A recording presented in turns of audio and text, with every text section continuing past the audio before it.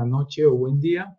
Hola, ¿qué tal? Pues aquí estamos otra vez, aquí está Ricardo Esparza, ¿no? De Jalisco, México, y Julio Gaitán de Texas, Estados Unidos. ¿Cómo están? Muy bien, muy bien. Aquí listos. Saludos a todos. Pues acá Muy también bien. bien, esperando estos temas, ¿no? Que yo la mera verdad no había escuchado de esos casos Ajá. anteriormente. Creo que nada más de uno, pero hay dos que nunca había escuchado y a ver qué tal. Ok, qué bueno. Bueno, pues para los que nos están, digamos, sintonizando en este momento, ¿qué vamos a platicar? Vamos a platicar algunos casos relacionados con el misterio. Algunos dirían que un poquito de miedo, pero más misterio que miedo, que se supone que son virales en este momento. Por ahí, le preguntamos a la inteligencia artificial, ¿verdad? ¿Cuáles eran los 20 casos más virales para comentarlos? Y de esos escogimos tres.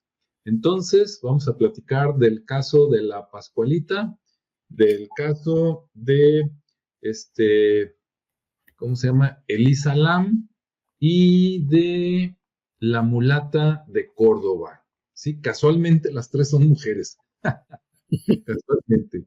Pero bueno, entonces se supone que estos temas en las últimas semanas han sido tendencia porque la gente los ha buscado mucho en YouTube y en TikTok, ¿sí? Yo en TikTok no busqué nada, pero bueno, digamos que le creo a la inteligencia artificial y vamos a ver qué tal. Entonces, hoy no pudo venir Rodrigo porque se tuvo que sacrificar de ir a ver una exhibición de baile tahitiano, ¿verdad? Como así tipo hawaiano. Entonces, tuvo que decir, ¿me voy a ver a las chicas o voy a platicar con los muchachos? Y pues aquí no está.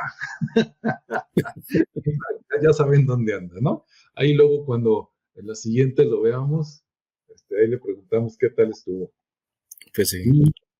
Y bueno, pues entonces vamos a empezar por aquí con Ricardo, que escoja cualquiera de estos, que nos platique y aquí Julio y yo comentamos sobre ese y agarramos el siguiente hasta terminar la vuelta de las tres, ¿no? Entonces, adelante, Sí. Ricardo. Muy bien, muy bien. Pues muchas gracias.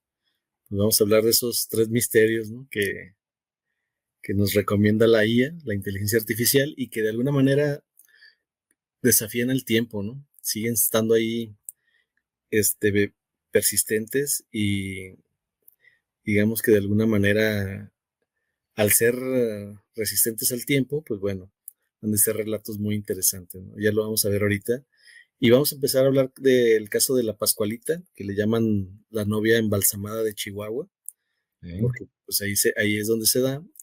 Y esto se genera bueno, en el 25 de marzo de 1930, en un día de la Encarnación, cuando en una tienda de vestidos de novia que se llama La Popular, que se ubica en el centro histórico de Chihuahua, esto estamos hablando acá de México, apareció una figura que cambiaría todo para ese entonces, ¿no?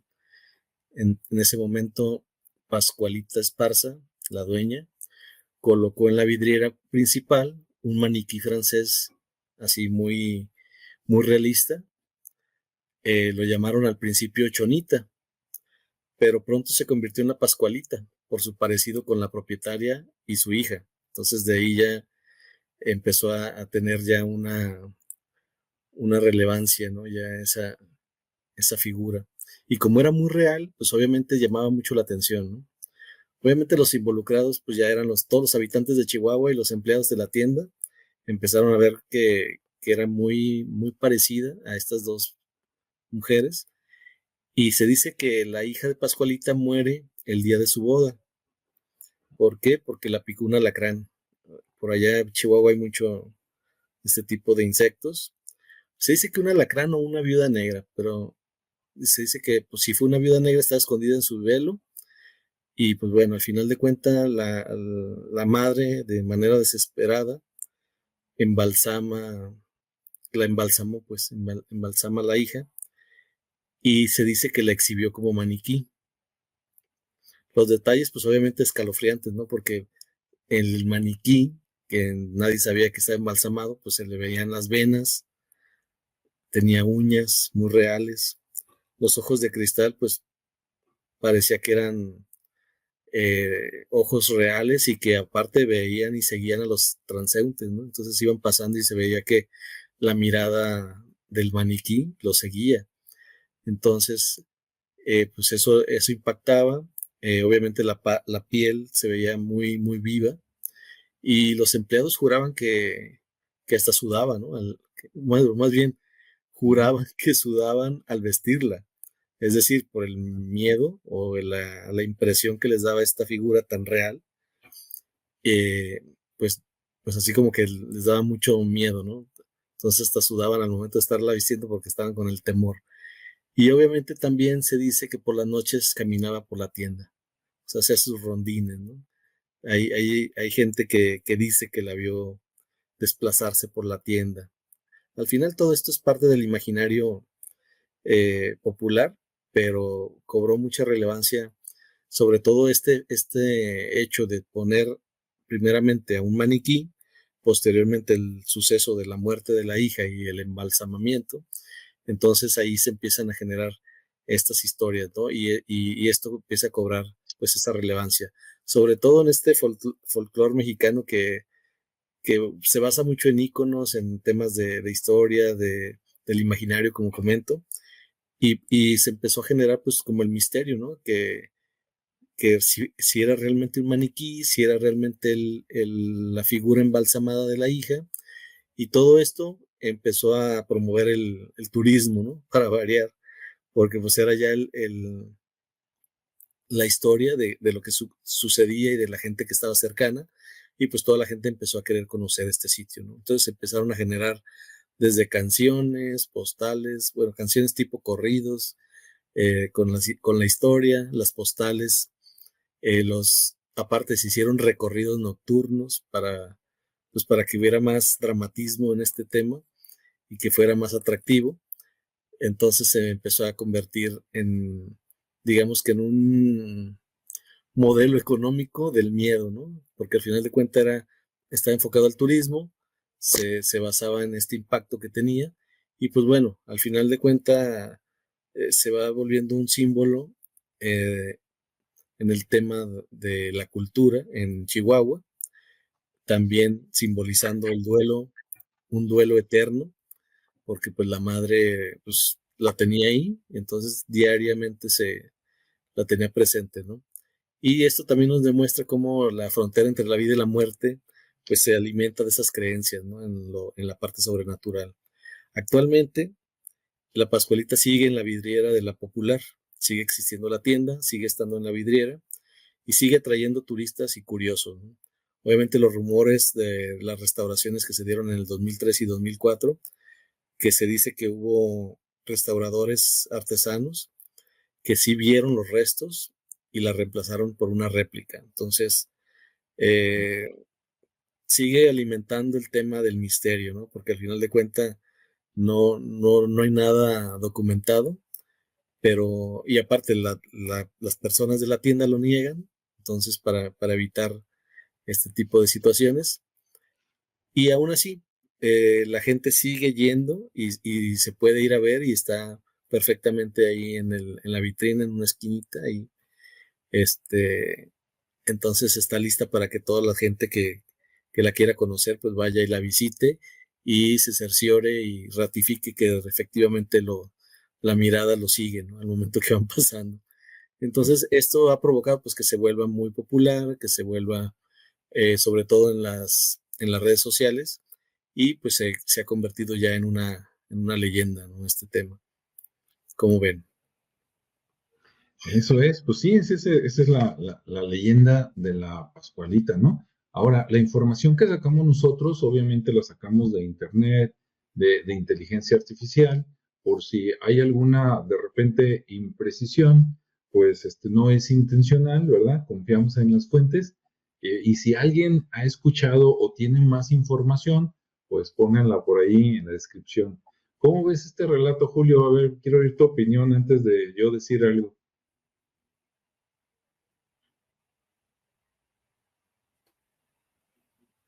Está apagado el micrófono. Eso.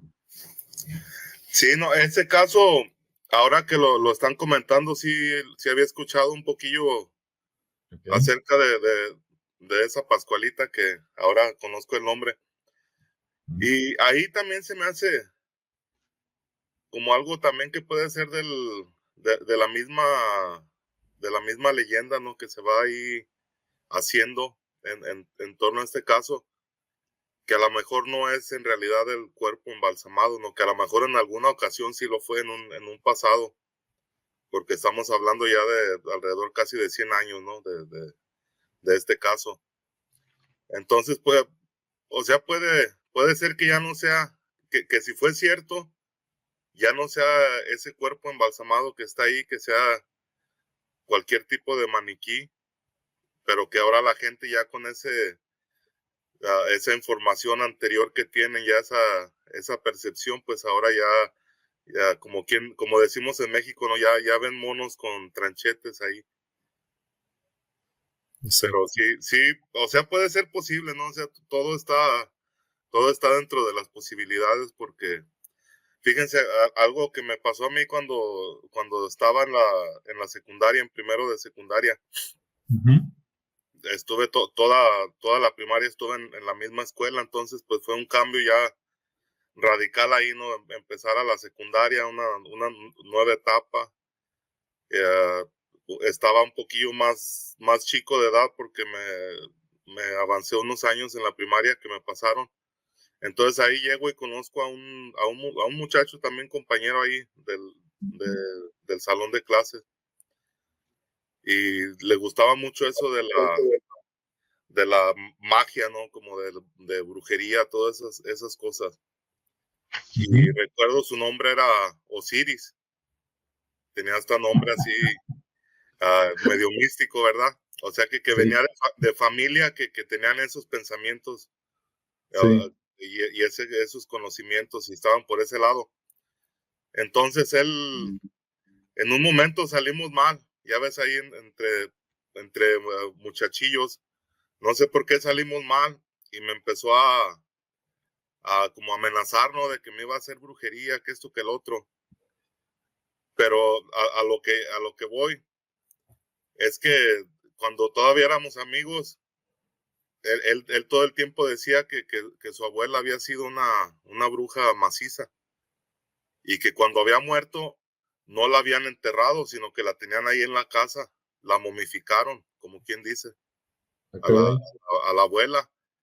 Y no, Oye, Julio, cuando dices que era una bruja maciza, ¿quiere decir que era una bruja poderosa? Sí, de las poderosas, ¿no? De que o sea, era lo que él contaba, el amiguillo. Y nosotros no se la creíamos hasta un día que en realidad sí nos llevó. Y ahí en un cuarto de la casa, tenía un cuarto especial donde estaba la señora ahí momificada, como quien dice. Le han de haber hecho algún tipo de proceso para momificarla. No sé cómo la hayan hecho, pero no olía feo. Y se veía así como medio conservado el cuerpo, no se veía así podrido ni mal olor, nada, sino que estaba conservado ahí como en una cama, no estaba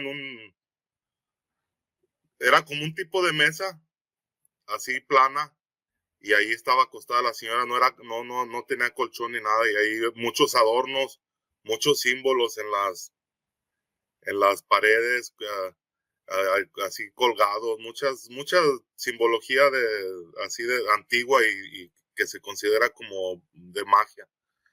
Entonces, a lo que voy es que si hay gente que tiene esos pensamientos, o que son así, y que, o sea, no está muy lejos de lo que pudiera ser una realidad, ese caso de Pascualita. Ok. Bien, yo cuando escuché, cuando leí más bien el caso de Pascualita, me vinieron muchas cosas a la mente. Por ejemplo, a ver, voy a empezar de lo que yo creo que es lo más normal, lo más lógico, y luego ya me voy a lo más oculto, ¿no? A mí se me hace, por ejemplo, una muy buena, digamos, una buena técnica de marketing y de turismo, ¿no? De difundir esto para que la gente vaya, ¿no? Y ya estando ahí, pues en una de esas a lo mejor hasta compra ropa, ¿no? Que creo que de eso se trata la tienda. Entonces se me hace muy bien y me llama mucho la atención que, por ejemplo, todavía en el siglo pasado, en el siglo XX, en los años 80, ¿no? Hace como 45 años, por ejemplo, acá en México, en Jalisco, si se corriera la voz de que una tienda de ropa, ¿no? Por ejemplo, acá en Guadalajara hay una avenida que se llama, me corriges Ricardo si le riego, donde están todo lo de las novias, es por Juárez, ¿verdad? Por ahí cerca de la colonia americana. Ah, ok, en ese nivel sí. Sí, Es Vallarta, Avenida Vallarta. sí, Avenida Vallarta, Ujú. más o menos entre Enrique Díaz de León y Américas, más o Correcto, menos, ¿no? Ese sí, tramo. Deben de ser como a lo mejor un kilómetro y medio, algo así. sí, Y hay muchas casas de moda que son especialistas para hacer trajes de novia y trajes de 15 años, ¿no? Para esos festejos. Entonces,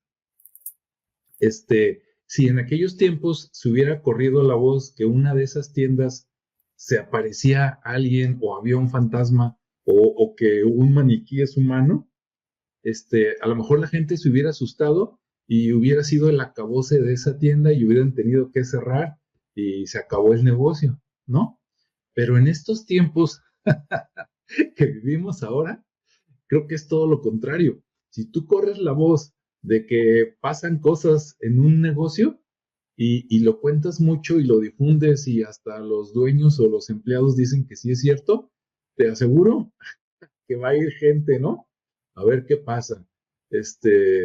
Entonces, por ese lado, sí me llama la atención que si fue adrede, si fue inventado para que la gente fuera, pues yo pienso que sí les funciona, no sé. Habrá que ver cómo es la mentalidad de la gente de Chihuahua, ¿no? A lo mejor es muy diferente a la de Jalisco, pero yo creo que si lo hacen eso aquí en Jalisco, ya no se diga en la Ciudad de México, van a ocasionar que la gente vaya, no que se asuste. Claro, a lo mejor van para asustarse, ¿no? Porque así es la gente, le gusta sentir la adrenalina, ¿no? Bien, ahora, por otro lado, hay muchas películas, ¿no? Muchas series de miedo, de susto, en las últimas décadas, yo creo que desde los años 50 o antes, hasta por lo menos hace poco, de que usan el recurso de los maniquís para asustarnos, ¿no?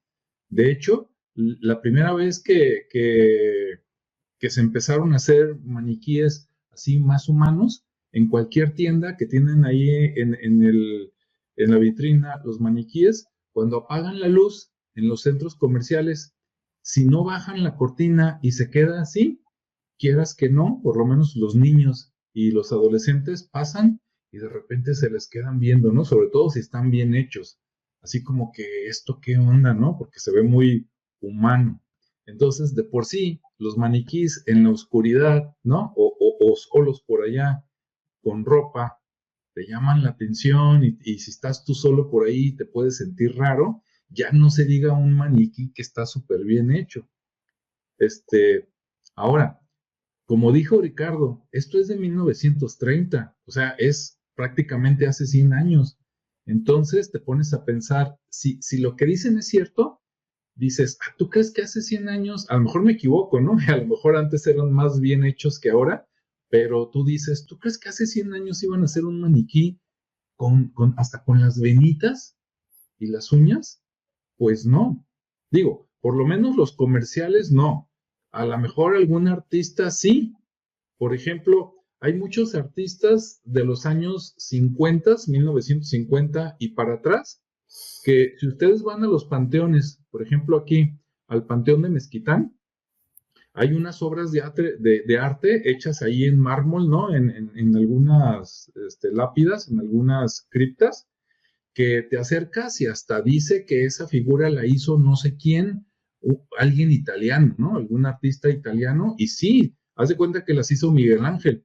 Tú te acercas y sí ves las venitas, ¿no? Ahí esculpidas y la ropa como si estuviera bordada, o sea, ves ahí que dices, qué bárbaros, ¿no? ¿Cómo hicieron ese nivel de detalle?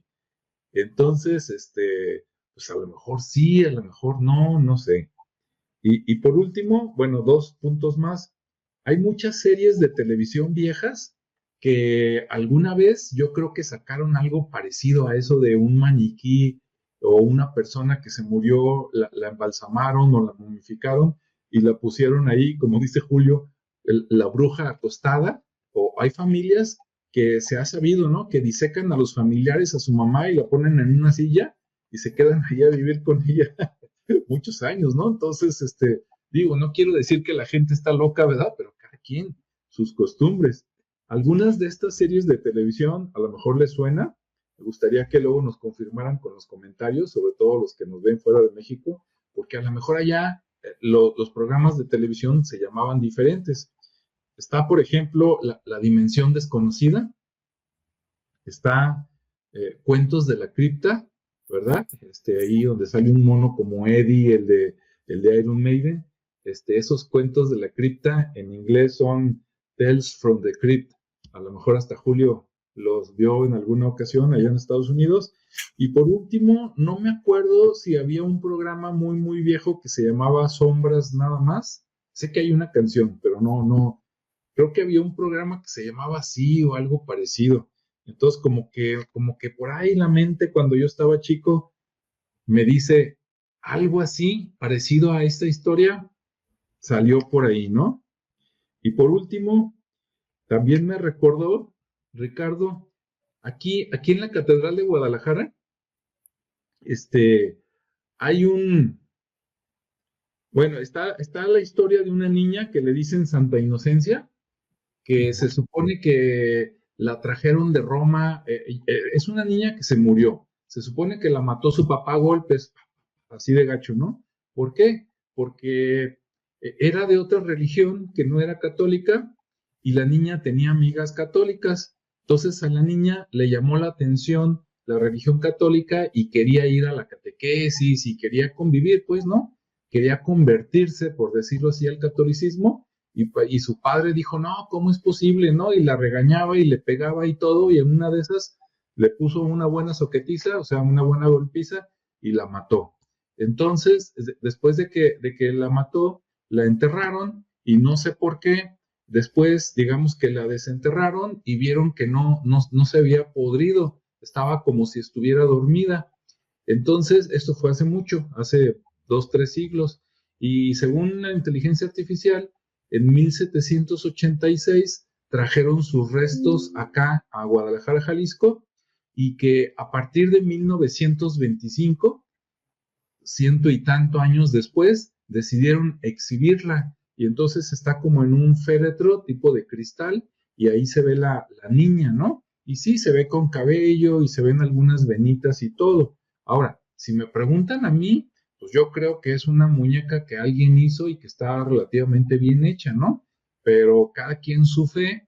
Para los que viven por aquí cerca, pues los invitamos a que vayan a la Catedral de Guadalajara, se meten, preguntan por Santa Inocencia, o si no, se dan una vuelta por la catedral, porque nada más dan como 4 o 5 misas al día, o sea, 4 o 5 horas, y todo lo demás, pues está la catedral vacía, ¿no? Creo que o sea, no va gente más que van solos así solito, pero no hay misa, y no sé si abren desde las 9, 10 de la mañana, y no sé a qué hora cierran en la noche, pero yo he pasado como a las 7, 8 de la noche y todavía como que está abierto, ¿no? Entonces ahí está Santa Inocencia, una niña que tenía supuestamente como 11, 12 años, algo así.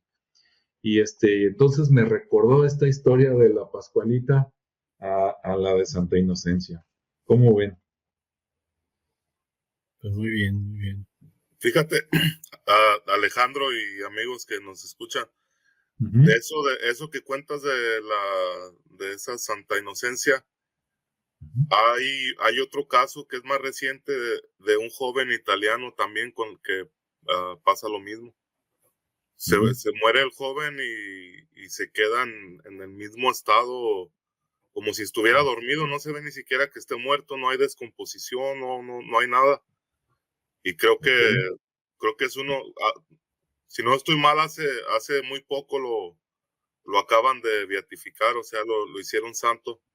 y es uno de los santos que hay más recientes.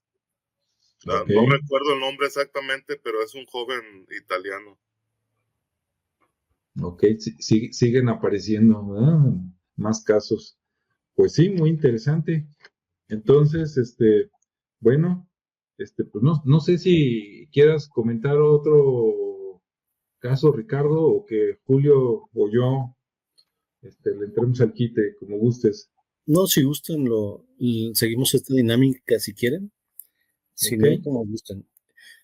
Nada más estaba pensando respecto a esos cuerpos que no han sufrido descomposición, que Ajá. estaría interesante, no sé si la misma iglesia con toda su infraestructura, todos sus recursos, no haya hecho análisis pues de los tejidos, ¿no? Para saber por qué se detuvieron o algo en el tema de la descomposición, porque sí es interesante, ¿no? Más allá del fenómeno y de la beatificación y de la creencia, pues también está la parte científica, ¿no?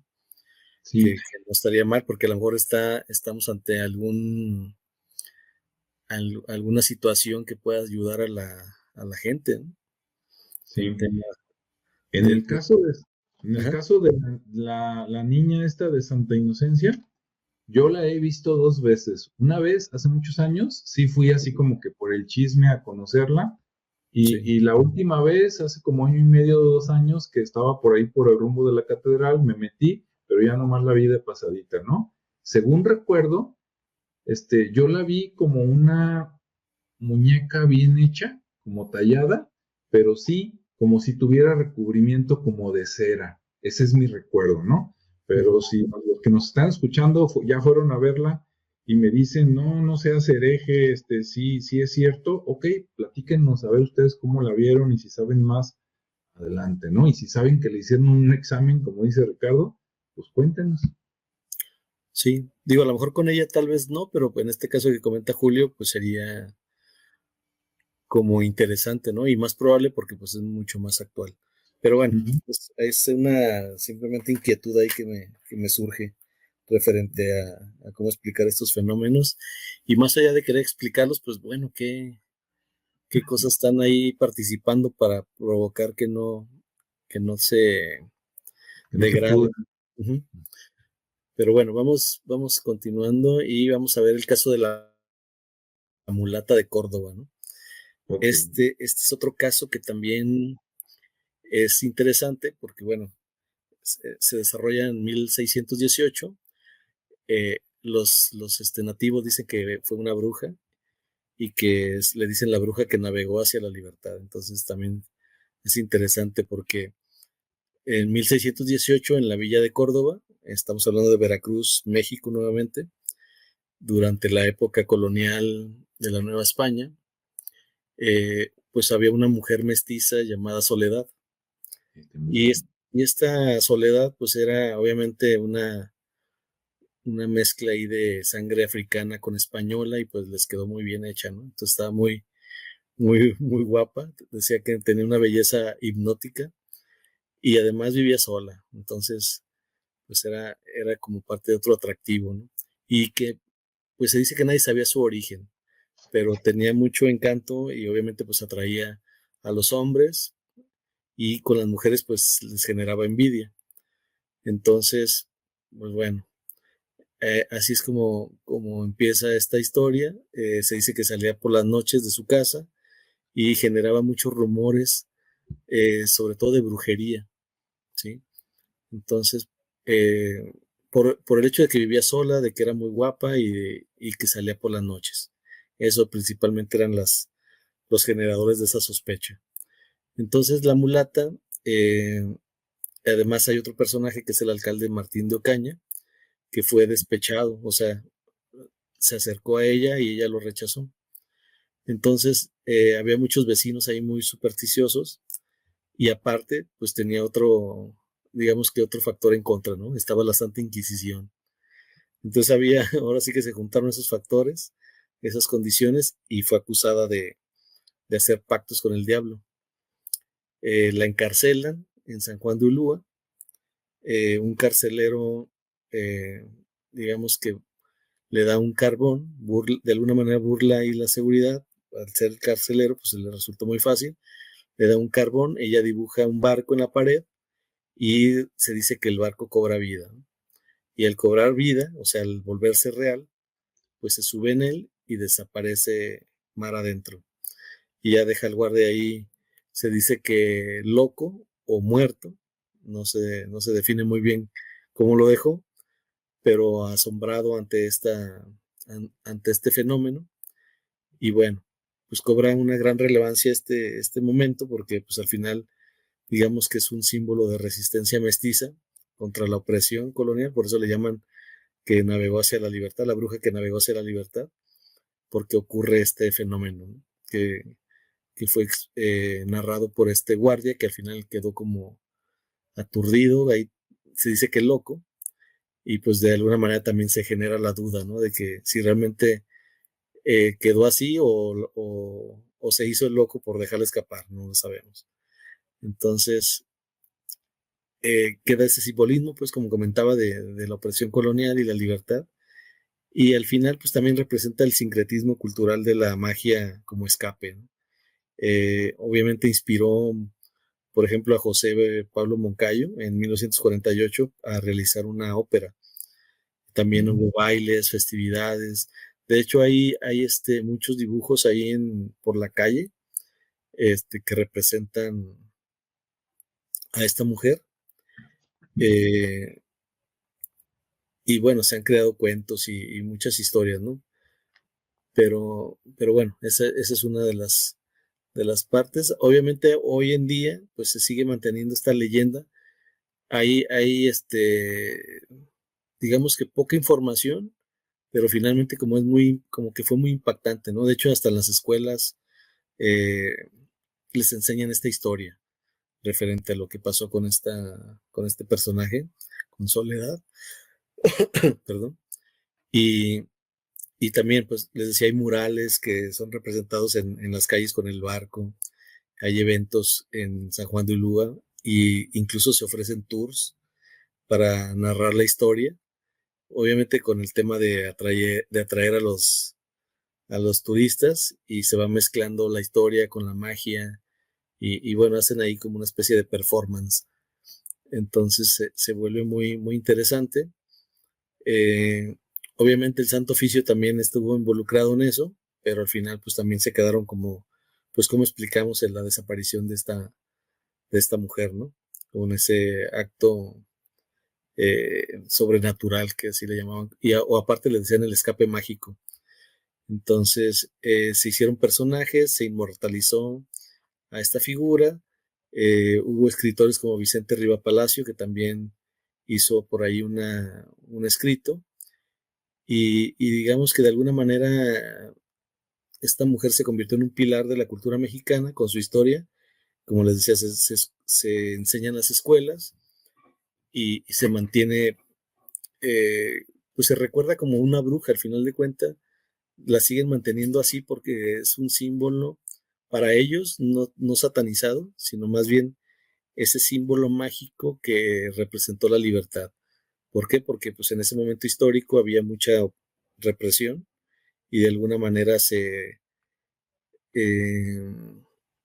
pues como que les daba ese sentido de libertad, ¿no? A todos, así como que, mira, pues alguien logró escapar de estos españoles y se escapó de la Inquisición y de alguna manera ese es el símbolo que fue, digamos, positivo, ¿no? En este caso. Entonces ya nada más se queda así como un símbolo de libertad, de misterio, sobre todo porque en esa época pues había mucho, digamos que sombras o muy, muy oscuro, digamos que era como una etapa muy oscura del México colonial, ¿no? Entonces básicamente ahí es lo que se sabe. Digo, a lo mejor hay más información, pero en breve, en resumen, es básicamente lo que les puedo contar. Muy interesante. La mulata de Córdoba, como dijo Ricardo, Córdoba, Veracruz, no Córdoba, España, ¿no? Así es.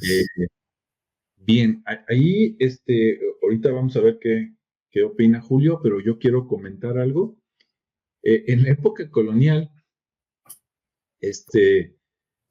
a lo mejor en toda América, ¿no? Pero voy a hablar de México, que es lo que conocemos aquí.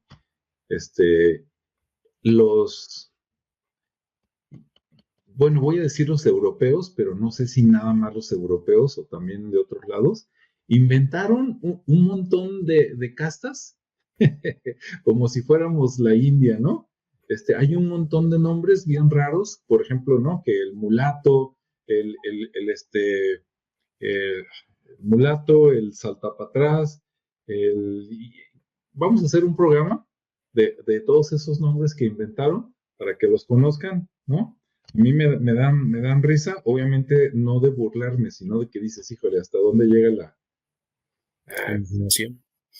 ándale, hasta dónde llega la imaginación y hasta dónde llega el pintar raya, ¿no? Tú y yo no somos iguales. Yo soy quién sabe qué y tú eres otra cosa. O sea, es hasta dónde llegó en sus momentos. Bueno, al decir mulato para hombre o mulata para mujer, quiere decir que es hijo, digamos, en aquellos tiempos, de un español y una negra, ¿no? O un negro y una española. Y cuando decimos esas palabras, los decimos con sentido histórico, no con sentido haciendo menos, no. Las cosas como eran, ¿no? Para que nos entendamos, o sea, las cosas por su nombre. Entonces, la mulata, pues era, vamos a suponer que la negra era su mamá, no sé, y que el blanco, ¿no? El europeo, el español era su papá. Lo interesante es que como, bueno, hay muchas cosas interesantes. Como dijo Ricardo, fue creo que en 1618, o sea, fue hace mucho, mucho, ¿no?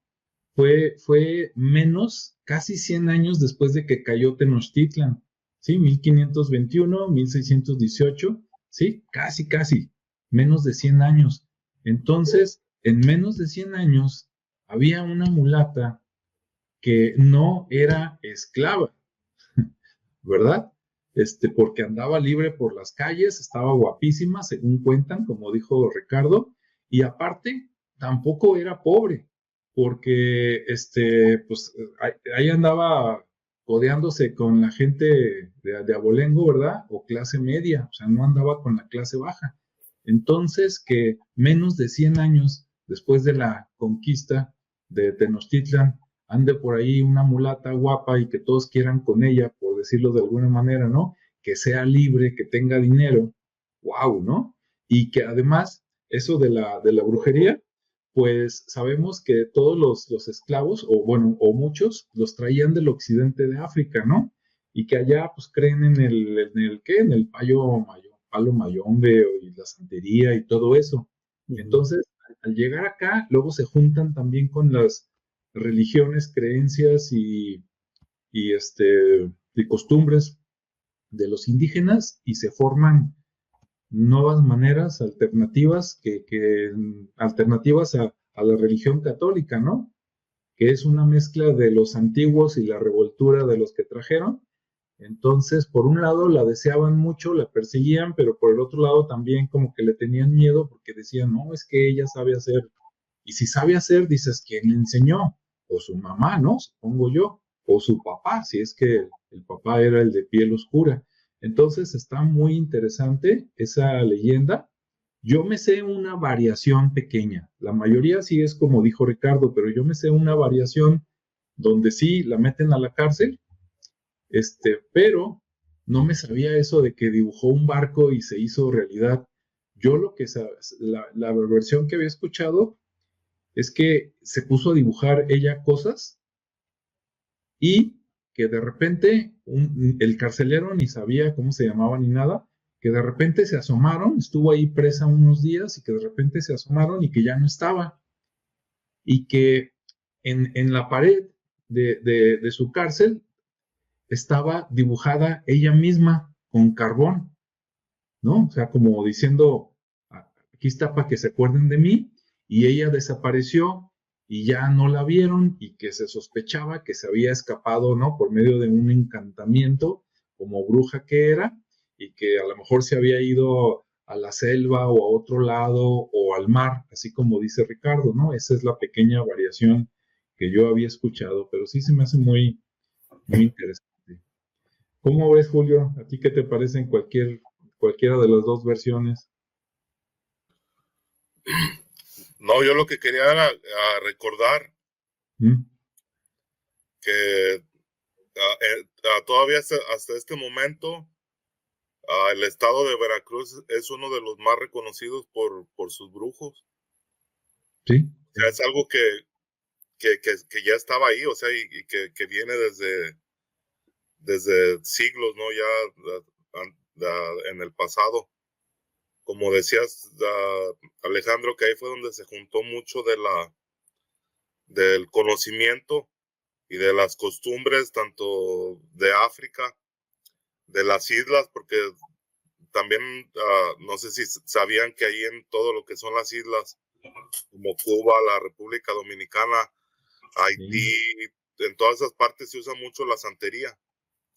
Sí. Y que eso ya, como decías, se vino a mezclar con todo el conocimiento que se tenía ancestral aquí de las Américas, con la santería, con la religión, con todo, y de ahí es donde, o sea, hasta en este momento, el que es considerado como uno de los brujos más buenos, más grandes del momento, está en Veracruz, ahí creo que es Catemaco. No sé qué tan retirado esté de Córdoba, pero, o sea, toda la zona en sí es conocida por sus brujos. Entonces sí hay mucho que, o sea, en esta historia de que se puede interpretar que sí fue algo que ocurrió, que esta mujer por medio de conjuros, por medio de magia, se pudo escapar y salvar pues de la Inquisición. Que quién sabe a dónde se iría, ¿verdad? Porque ya después de eso ya no hay ningún registro, pero, o sea, lo que cuentan que se desapareció y se salvó de esa muerte tan horrenda. Sí, si nos ponemos a creer lo que se dice de las brujas, ¿verdad? En muchas leyendas, podríamos pensar que a lo mejor era de esas brujas tipo chamanas que se convertían en lechuzas y pues a escapar por los barrotes, ¿no? Así como los chamanes dicen que se convierten en lobos, pues hay mucha fama, ¿no? De que, las brujas se convertían en lechuzas, entonces podría ser otra variación. Y ahorita que habló Julio, recordé esa leyenda de la mulata de Córdoba. Yo casi estaría seguro, aunque me puedo equivocar, que ha de haber una historia similar de una mujer o de un hombre por allá en New Orleans, ¿no, Julio? Porque también allá en New Orleans es como Veracruz acá, ¿no? Ahí llegaban también los esclavos y hasta la fecha tiene fama, ¿no? Por allá también de brujos, hasta está la película de Walt Disney, ¿no? ¿Qué? La princesa y el sapo, algo así, ¿no? Sí, pero creo que acá ya no. ¿Ya se perdió? Yo me imagino como que ya se perdió. Ahí lo que en Nueva Orleans lo que hay que es una inseguridad está peor que la Ciudad de México, yo creo. Ahí no te puedes, o sea, no puedes ni, cuando el sol se mete, es hora de poner tierra de por medio, porque si te quedas ahí, no sabes qué es lo que te pueda pasar. Y no solamente en Nueva Orleans, sino todo lo que es la zona alrededor ahí Baton Rouge, es una de las ciudades, y hay varias, o sea, casi todo lo que es Luisiana está plagado de todo esto, hay mucho movimiento ahí de sustancias, mucha drogadicción, mucho, O sea, todo lo malo está ahí. sí, mucho desempleo voluntario, Ah, personas que no les gusta trabajar y pues nada más andan ahí en las mañas y sí, pero acá hay otras partes donde sí todavía se mantienen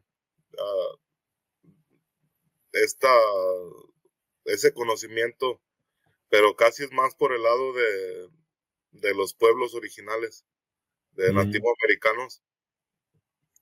Ellos son los que todavía, y no todos, ¿verdad? Porque también ya cayeron en toda la manipulación del sistema, ya se les olvidó quiénes eran, pero sí todavía hay por ahí en varias partes, yo me imagino que de todo el mundo, personas que todavía todavía tienen ese poquito conocimiento de todo lo que se conocía ancestralmente. Ok, pues sí, muy interesante. Pues así está la cosa, Ricardo. Muy A ver, bien. Ricardo, pues suéltanos el último. Vamos con el último caso y ahora sí que la última y nos vamos. Sí. Vamos a hablar ahora del caso de Elisa Lam, que también se dice, o la desaparición en el Hotel Cecil, o Cecil. Ujú. Esto ocurre el 31 de enero del 2013, o sea, es un caso bastante reciente, muy contemporáneo. Se dice que en un hotel llamado Cecil, en Los Ángeles, que después lo rebautizaron, obviamente por todo lo que pasaba ahí. Y ahí estaba una joven canadiense de 21 años llamada Elisa Lam, que desaparece durante un viaje que hace sola por la costa oeste de Estados Unidos. Y su último rastro, esto a través de un video muy perturbador, se dice, que tienen un video en un ascensor donde gesticula con un extraño que se esconde y aparece a hablar con alguien invisible. Aparentemente hay alguien en un elevador invisible y ahí está ella gesticulando, haciendo como si estuviera hablando con alguien. Y bueno, aquí obviamente los involucrados pues es la estudiante, para esto Elisa era una estudiante con trastorno bipolar, ¿sí? Sus padres el papá pues policía de Los Ángeles y, y bueno, para esto su cuerpo lo encuentran 19 días después en una cisterna, obviamente después de ese video del ascensor, lo encuentran en una cisterna, perdón, del techo, desnuda y ahogada en el hotel. Y bueno, con esto empiezan a hacer ya las investigaciones, se empieza a alimentar ahora sí que toda la historia, se empieza a viralizar en temas de teorías conspiranoicas, de posesiones, de tráfico, de sacrificios, de experimentos. O sea, se empiezan a armar muchas historias alrededor de este suceso e incluso empieza a inspirar esta historia a películas, ¿no? Hay una que se llama Dark Water y son episodios, o sea, son una serie. También como impactó tanto en el tema de los problemas de la salud mental, pues también empezaron a hacer otro tipo de series, ¿no? Sobre todo también a resaltar el peligro que había en Internet al estar utilizando ese tipo de información y exponerla, de tal grado que se estigmatiza, por ejemplo, los barrios como el Skid Row, y empiezan pues a generarse una situación ahí muy extraña, ¿no?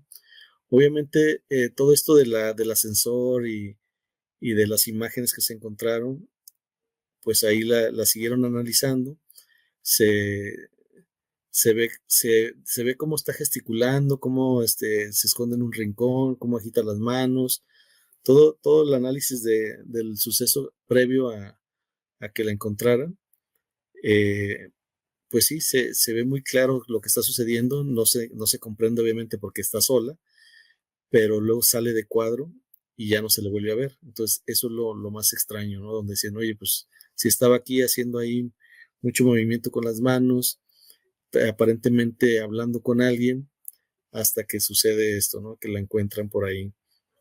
Entonces,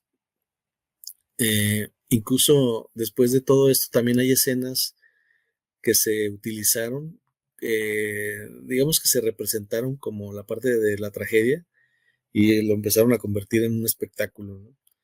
Como les decía, se empieza a viralizar, se van tomando elementos para analizarlos y para tratar de reforzarlos en el sentido positivo, como la salud mental, pero otros empiezan a inspirarse a hacer series, como ya mencioné una, otra es la de American Horror Story, que también es una muy, muy popular y de hecho está interesante la serie, pero sí toma elementos, es tan sórdida, es tan real, pero precisamente porque toma elementos reales, ¿no? De situaciones reales y los muestra como si fueran unas historias para entretener.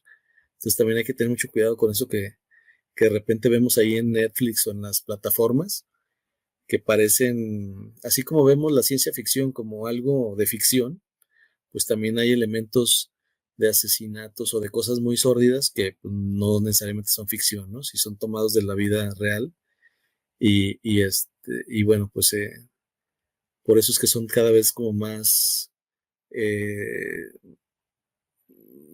que impactan más, ¿no? En nuestra emoción, en nuestra psique y bueno, pues hay que cuidar esa parte. Ya después de hacer la autopsia, se dictamina la muerte por accidente. Se dice que pues se ahogó y lo asumen a su trastorno bipolar como uno de los factores que contribuyeron a la caída pues en esa cisterna, ¿no? El caso hasta el momento no se ha cerrado, en la corte sigue abierto, está con la opinión pública, el video se sigue analizando y el nombre de Lisa Lam permanece ahí como un recordatorio sombrío de los misterios de la tecnología que no pueden descifrarse, sobre todo por el tema de la cámara, ¿no? De que no genera mucha información, sobre todo cuando se desaparece en un punto ciego. Y también pues nos da un mensaje de qué tan vulnerables somos, ¿no? Como humanidad, a pesar de estar en un mundo pues hiperconectado, porque pues todo el tiempo nos están vigilando, tenemos cámaras, tenemos un celular, pero de momento, en este caso, pues se muestra que aún con toda la tecnología, pues no ha ayudado a determinar exactamente qué fue lo que ocurrió con esta chica, ¿no? Cómo llegó de un elevador a una cisterna. Y ahí es donde está. Digo, ha generado, ahora sí que ha sido un misterio su historia porque no se ha definido, no ha tenido una conclusión. Por el contrario, ha inspirado su tragedia en series e historias y bueno, ese es como uno de los casos. Yo creo que es mencionado ahí por ser del 2013, ¿no? Por ser algo muy, muy reciente. ¿Cómo ven? Ahora, eso de 2013 es mencionado del 2013, porque sí, ¿verdad? Sí, sí. Porque yo por acá, no, ya es que me estaba confundiendo. Sí, Por de hecho, acá, 31 de ¿no? enero del 2013 es cuando ocurre este hecho. Ok, sí, pues es muy reciente, digamos, bueno, históricamente hablando, ¿no? Híjole, pues ahí hay muchas cosas, oscuras y tristes, ¿no? Que estaba muy joven, que se podrían hablar mil cosas, ¿no? Por un lado, a lo mejor me voy a escuchar mal, pero comparado, digamos, la familia mexicana contra la familia norteamericana anglosajona 100%, acá en México, la familia tienen mucho contacto, ¿no? Conviven abuelos, nietos, todos, y aunque una persona se vaya de repente a vivir lejos, luego en las vacaciones se reúnen, vienen, tú vas o ellos vienen, o sea, se siguen los lazos, ¿no? Y no digo que allá no, pero acá, por ejemplo, los papás apoyan mucho de que, no sé, vives en Guadalajara y te vas a estudiar en Monterrey, te apoyamos, te conseguimos la renta de la casa, etcétera, y no es de que, pues ya no te vamos a ver hasta dentro de muchos años, ¿no? Cuando mucho pasan 2, 3 meses y resulta que la mamá ya se fue a darle una vuelta, ¿no? O el papá, o sea, hay mucho contacto. Y en Estados Unidos o en Canadá, como nos hacen ver en las películas, de repente el chavo a los 15 años ya se salió de la casa, ¿no? A los 17 se fue a la universidad lejos y casi casi no lo vuelven a ver hasta Navidad. Entonces, de repente, si es cierto, esa desconexión, ¿no? Ese corte de la familia hace que los chavos, sí, muy independientes. Por ese lado, bueno. Pero al no tener una familia, la familia real, pues tienes que buscar una familia postiza, ¿no? Amigos, etcétera. Y puede que tengas mucho éxito, bien por ti, pero puede que de repente te empieces a juntar con malas amistades que no te convienen. Y a mí, aunque ella haya sido bipolar, aunque haya sido depresión, digo, imagínate cómo necesitas andar para meterte a un lugar oscuro ahí, a ahogarte con el agua. O sea, de repente dices, ¿será que estaba con ataques psicóticos, veía entidades? ¿O será que a lo mejor alguien la drogó y le dijo, tú no vales nada, ya no te quiero ver, y entonces sí fue la otra y se suicidó sola. No sabemos, ¿no? Cuando decía Ricardo la cisterna, allá en la azotea, allá fue y se tapó. Me imagino como lo que acá conocemos como los tinacos, ¿no? Ya ven que acá en México, lo que pones arriba para que tenga agua es el tinaco, y lo que pones abajo es el aljibe, ¿no? Que está abajo del piso allá enterrado, para bombear agua para arriba es el aljibe y el de arriba es el tinaco. Entonces digo, imagínate una muchacha que tenía creo que como 21 años, algo así o menos, subirse arriba, no sé a qué piso, meterse al tinaco y esperarse pues ahogarse ahí, pues está cruel. ¿Tú cómo ves, Julio? ¿Habías escuchado algo de este caso?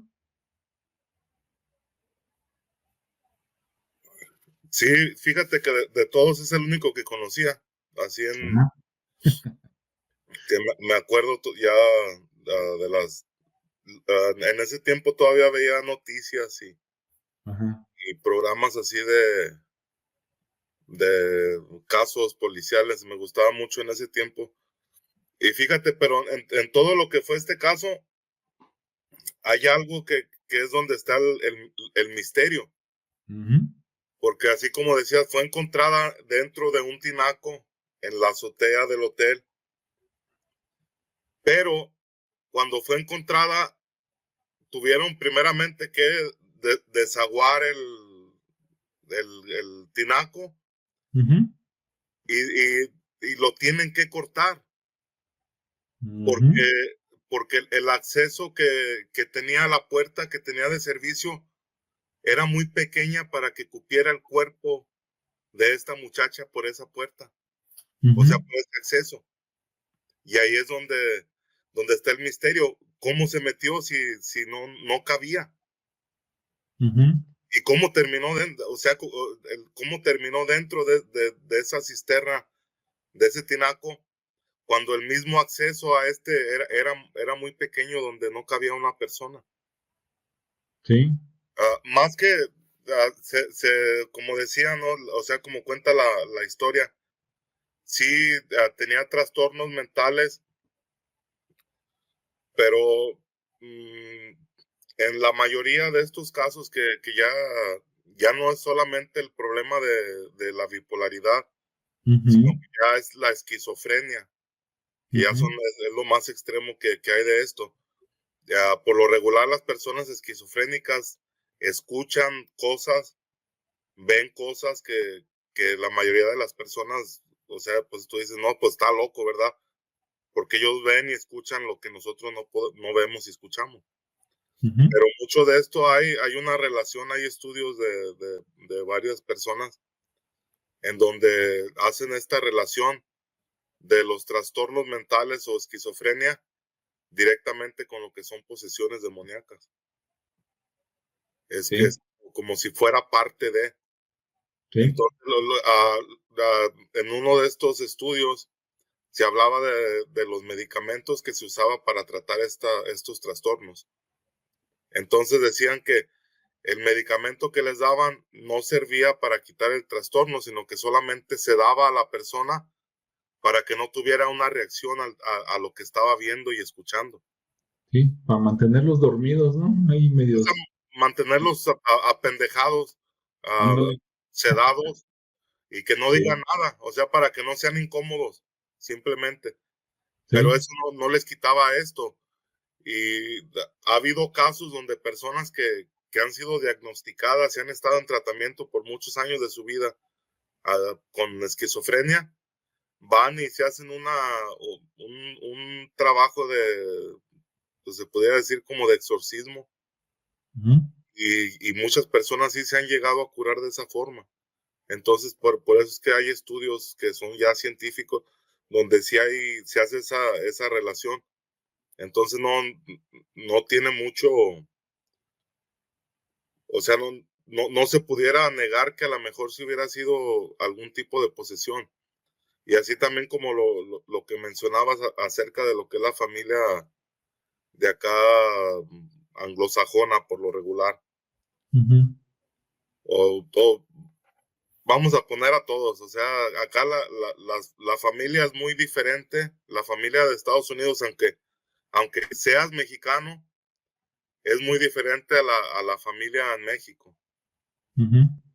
O sea, ahí tiene especialmente como si te haces familia con una persona que no sea mexicana, al igual que tú. Y no vamos a decir mexicana que sea de padres mexicanos, sino que también haya nacido, haya crecido en el mismo ambiente que tú, porque si no es muy difícil, porque todas las personas, por lo regular aquí, la separación de las familias comenzó como por ahí después de los años 60. Empezó Ujú. a crecer la tasa de divorcio entre esposos aquí en Estados Unidos.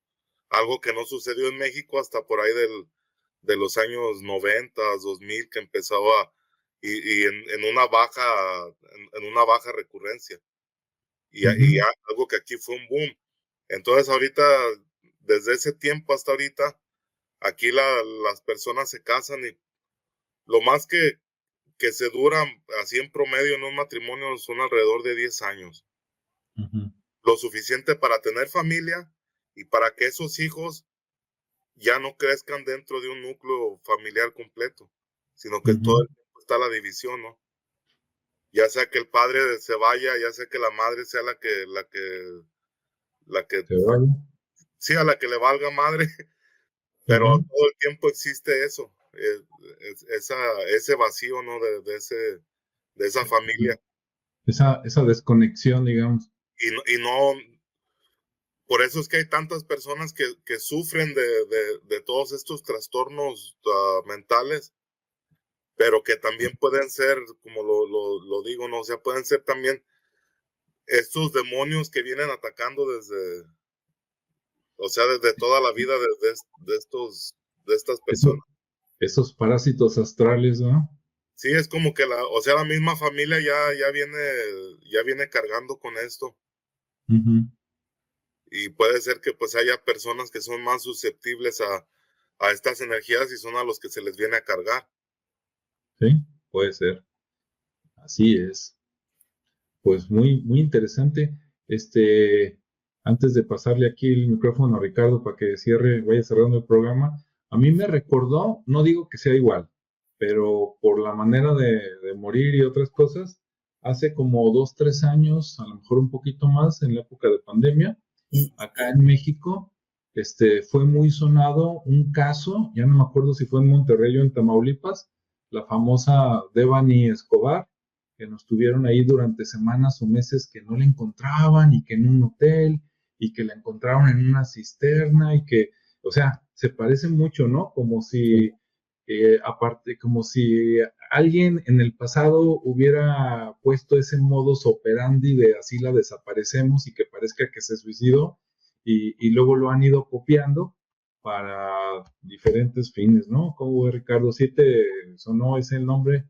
Sí, de hecho, desde que estaban comentando las evidencias que había y la forma, y de cómo efectivamente, a pesar de que tenemos toda la hiperconexión que mencionaba, y eso me refiero a las cámaras, a los Ujú. dispositivos, y se generan puntos ciegos, ¿no? Y Sí. casualmente, pues, eh, se desconecta todo para perder evidencias, se manipula o no sé, o también dejémoslo al tema misterioso, Ujú. pero bueno, siempre hay un factor que no se ha podido aclarar y digo, no quiero especular nada, pero finalmente se ha quedado pues ahí como en el misterio, ¿no? Toda esa parte. Y sí, ese caso me vino muy a la mente porque fue algo muy, muy explorado. A la fecha sigue yo creo que abierto el caso, igual que de este otro, Ujú. pero sigue sin evidencia, ¿no? O sea, está todo, pero hay eslabones ahí que no se han podido Sí. unir. Mu- Entonces, Mucha evidencia, pero también muchos huecos ahí como que apuntan a varias cosas, todas mm, turbias. sí, exacto.